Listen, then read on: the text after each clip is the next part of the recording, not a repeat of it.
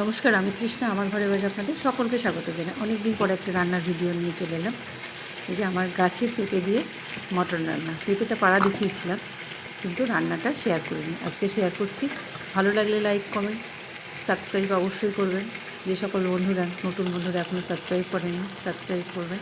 এই যে ম্যারিনেট করে রেখেছিলাম, যেভাবে দই, মশলা, রসুন, পেঁয়াজ, একটু জিরে গুঁড়ো সব কিছু দিয়ে ম্যারিনেট করে কড়াইয়ে বসিয়ে দিয়েছি। এই কষাটা মোটামুটি হয়ে এসছে।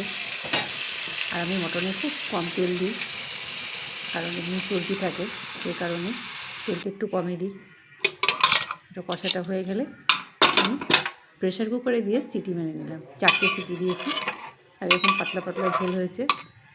এই ঝোলটা কিন্তু খেতে আমাদের বাড়িতে সবাই খুব পছন্দ করে, আর ভালোও লাগে। আপনারা এইভাবে বানাতে পারেন, খেতে কিন্তু দুর্দান্ত লাগে, আর খাওয়াটাও উপকার বলেই মনে করি। এটা আমি এইভাবেই রান্না করি, তেলটা খুব কম দিই।